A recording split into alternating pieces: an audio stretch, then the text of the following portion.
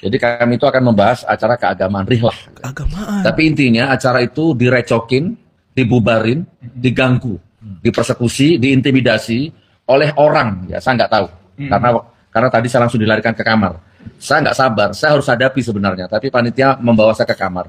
Yang muncul di otak saya, loh ini presidennya sudah ganti apa belum sih? Itu aja yang di otak saya nih. Karena dulu waktu rezim terkutuk laknatullah yang 10 tahun yang lalu, Waduh. memang sering saya ini dituduh radikal, dituduh intoleran, dituduh mecah belah bangsa. Bahkan saya dipenjara 2 kali. Nggak sadar dia emang. 10 bulan dan 4 tahun. Itu dulu. Nah kok sekarang sudah ganti presiden, seingat saya. Presiden Indonesia ini sekarang Prabowo namanya. Lah kok ini kok ada acara masih dibubarkan? Assalamualaikum warahmatullahi wabarakatuh. Jumpa lagi bersama saya di channel Demi Waktu, waktunya viral.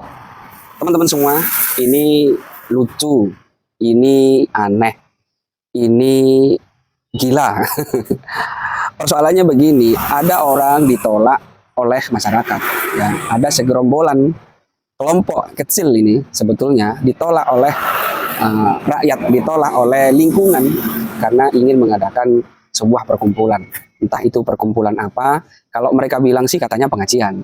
Tetapi yang hadir itu adalah orang-orang penebar kebencian, yaitu segorombolan Roy Suryo, Dr. Tifa, Rismon, dan ada lagi satu ini, ya ini titelnya Gus sih.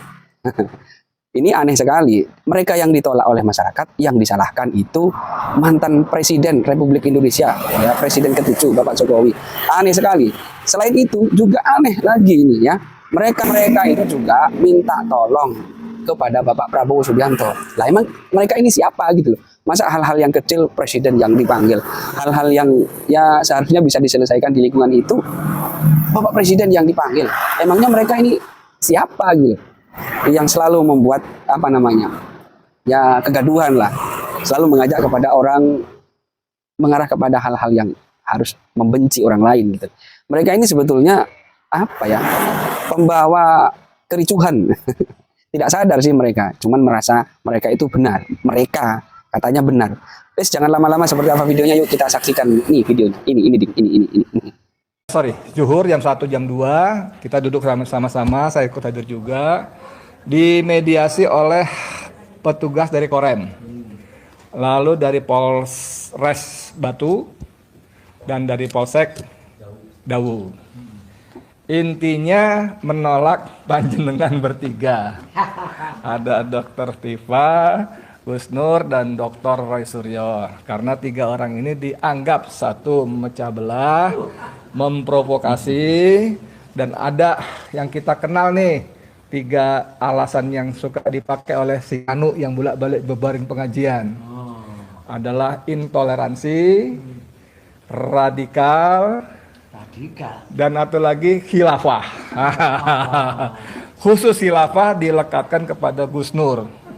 Walaupun ketua panitia sedang mengatakan, loh Gus Nur kan orang NU, mana mungkin khilafah, pokoknya udah pakai pokoknya. Nah gitu ya.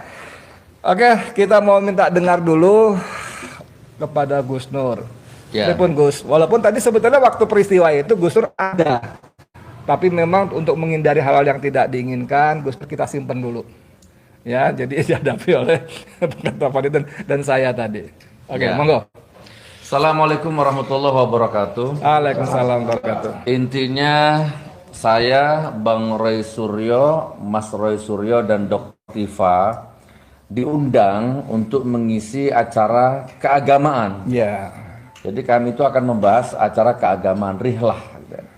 Tapi intinya acara itu direcokin, dibubarin, diganggu, dipersekusi, diintimidasi oleh orang. Ya saya nggak tahu. Karena tadi saya langsung dilarikan ke kamar. Saya nggak sabar, saya harus hadapi sebenarnya. Tapi panitia membawa saya ke kamar. Yang muncul di otak saya loh ini presidennya sudah ganti apa belum sih? Itu aja yang di otak saya nih. Karena dulu waktu rezim terkutuk laknatullah yang 10 tahun yang lalu, memang sering saya ini dituduh radikal, dituduh intoleran, dituduh mecah belah bangsa. Bahkan saya dipenjara 2 kali. 10 bulan dan 4 tahun. Itu dulu. Nah kok sekarang sudah ganti presiden, seingat saya Presiden Indonesia ini sekarang Prabowo namanya. Lah kok ini kok ada acara masih dibubarkan? Alasannya memecah belah bangsa, radikal, intoleran, masih bahasa yang dulu yang dipakai. Ini yang saya nggak habis pikir. Jadi supaya kebagian semua bicara ini, saya persingkat saja. Pak Kapolsek, Kapolres, Kapolda ya Jawa Timur ya, Kapolres Malang dan Pak Bupatinya, karena di wilayah Sengkaling, Kabupaten ya, kepada Pak Bupatinya dan terus tembus ke Pak Presiden, Pak Prabowo, Pak Sufmi Dasko, Pak Habibur Rahman, apapun lah ya yang Anda nonton video ini gimana ini? Ada orang mau bikin acara pengajian, talkshow atau seminar atau apa, dibubarin, dituduh radikal, dituduh mecah belah bangsa. Ini kan nggak sehat untuk demokrasi ini. Memecah belah bangsa. Bangsa mana yang saya belah?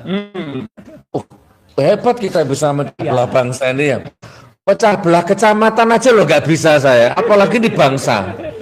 Gimana menimbulkan apalah radikal yang radikal itu tolong dana haji itu yang radikal, gitu ya.